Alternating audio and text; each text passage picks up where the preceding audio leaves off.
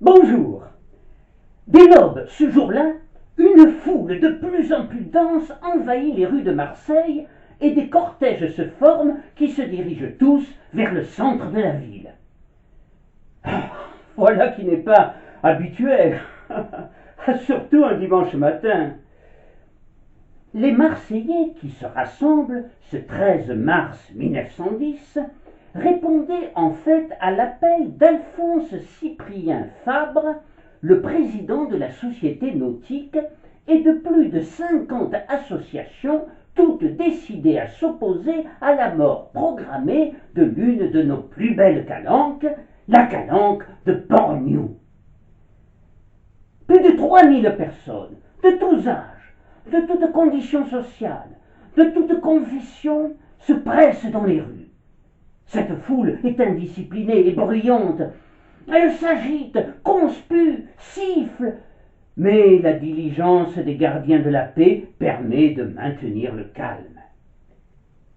La grande majorité de ces gens investissent la gare Saint-Charles, tandis que d'autres, les plus fortunés et ceux qui occupent un rang social élevé, s'installent dans de belles embarcations sur le port, qui aussitôt prennent le large, destination Port-New, où tout le monde se retrouve autour de 8 heures. Étonnante vision alors que celle de ces messieurs en redingote et escarpins vernis, et de ces dames en robe longue qui déambulent dans les rochers aux côtés de braves gens, pêcheurs et ouvriers en casquette, mouchoirs noués autour du cou en guise de cravate. De ces deux-là, on peut reconnaître au milieu de la foule des anonymes des visages connus des Marseillais. Camille Brion, le photographe de la rue Saint-Féréol, messieurs Villedieu et Lagisquet, les architectes de l'exposition coloniale de 1906, monsieur Hugues, le décorateur de la ville de Marseille, ou encore le récent capouillier du Félibrige, Valère Bernard. Le nom de Port-New vient du latin portus melior, qui signifie meilleur port, un nom qui se voulait être une invite aux marins venant y mouiller, car cette calanque, aussi profonde qu'un fjord et aussi belle qu'une émeraude dans un écrin, protégeait des tempêtes. Rien ne laissait présager que ce petit coin paradisiaque, loin des remous de la ville, se voit brusquement propulsé à la une de l'actualité. Mais pour les organisateurs de cette journée, qui devait marquer les esprits et réveiller les consciences, il fallait frapper un grand coup, car l'avenir de la calanque, et probablement de toutes les calanques marseillaises, était en jeu. L'infâme prédateur de Port-New, visé par cette manifestation, était une entreprise belge, la société Solvay, du nom de son fondateur, le chimiste et industriel Ernest Solvay, par ailleurs mécène incontestable de la recherche scientifique de son époque. Contrairement à d'autres carrières de cassis qui exploitaient une pierre de taille blanche et dure, la fameuse pierre de Cassis, qui servit notamment à la construction du tunnel du Rove, la carrière de Port-New, exploitée par la société Solvay, était utilisée dans le procédé de fabrication de la soude caustique, en extrayant comme matière première le carbonate de calcium, un calcaire spécifique de Port-New, transporté par bateau jusqu'à l'usine Solvay à Salins-de-Giraud. Depuis quelques mois, tout le monde pouvait constater l'inévitable dégradation du site en direction du rivage. Plusieurs fois par jour, des explosions couvraient la calanque de débris de roches. En plus du risque que ces projections présentaient pour les gens, les habitations subissaient des dommages conséquents. On tenta bien de préserver les toits par des planches, mais le danger subsistait. Les promeneurs et les barques de pêche étaient également menacés. Des quantités de plus en plus importantes de pierres tombaient dans la mer, au point que l'on se demandait si ces pierres n'allaient pas bientôt interdire l'accès de la calanque au bateau.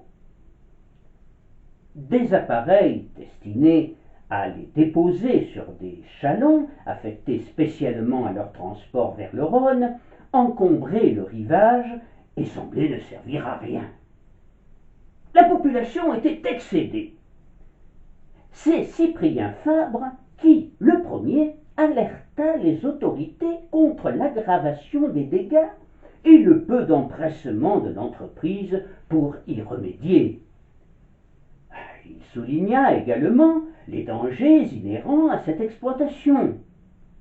Fallait-il donc qu'un accident se produise pour qu'on finisse par agir? Solvay se défendait en assurant qu'elle s'efforçait de dégager le rivage, mais qu'il lui fallait du temps. C'était exact, mais ces efforts s'avéraient insuffisants, comme purent le constater les journalistes qui se rendirent sur place. Les journaux locaux s'emparèrent très vite de l'affaire, et bientôt c'est toute la presse qui se mobilisa.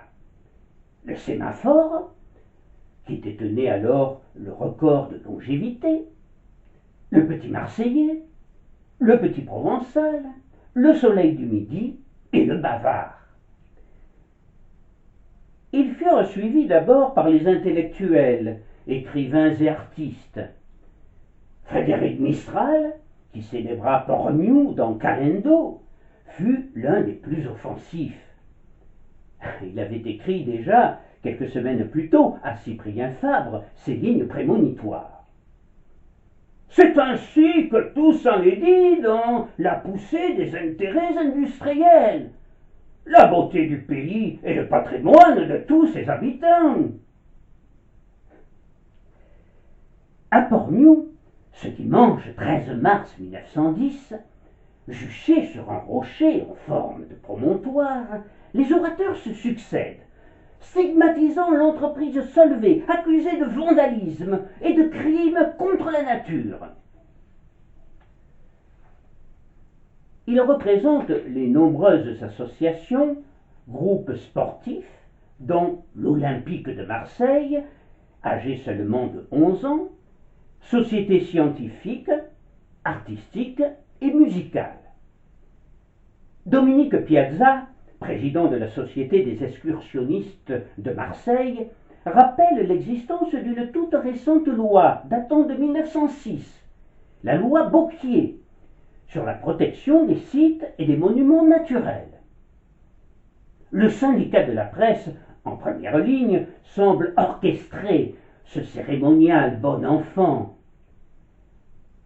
Paul Barlatier, le petit-fils du fondateur du Sémaphore, se fit particulièrement lyrique pour vitupérer contre les barbares qui détruisaient notre belle Provence, s'écriant « Maudit qui détruit ou qui tue, maudit celui qui sait faire tu à briser ce que Dieu fit beau et qui tombe au sol qu'il éventre, ou les sirènes dans leurs antres, ou les grands morts dans leurs tombeaux. » Entre deux intervenants, la Marseillaise, interprétée par l'harmonie du Prado, retentissait. Puis le poète occitan, Amable Richer, entonna en provençal sa chanson Porniou. Protégeons la calanque, la belle calanque de Porniou. Sauver Porniou était l'objectif commun de tous. Sauvez Porniou, sauvez Porniou, sauvez Porniou. Mais au-delà de Porniou, il protestait d'une même voix au nom de la beauté, de la splendeur et de la grandeur pittoresque de notre sol. On avait rarement vu une telle ambiance chaleureuse et fraternelle. Après un pique-nique frugal, mais dont la marche matinale avait augmenté la saveur, vers 15 heures, Cyprien Fabre entraîna tous les participants de cette grande et belle journée à le suivre à Cassis pour rencontrer son maire et en obtenir le soutien. En toute fin d'après-midi, une vingtaine de délégués portèrent une protestation au préfet Marcel Grégoire afin qu'il la transmette à Alexandre Millerand, ministre des Travaux publics. Même si une réglementation permit de réduire les gênes et de limiter les nuisances pour la nature et que la mobilisation resta intacte, l'exploitation de Solvay n'en continua pas moins jusqu'en 1982. Porgnou 1910 est la première grande manifestation écologiste de Provence et même de France. Elle en précédera de nombreuses autres jusqu'à nos jours, dont la finalité reste toujours la préservation de notre patrimoine naturel commun. Merci et à bientôt.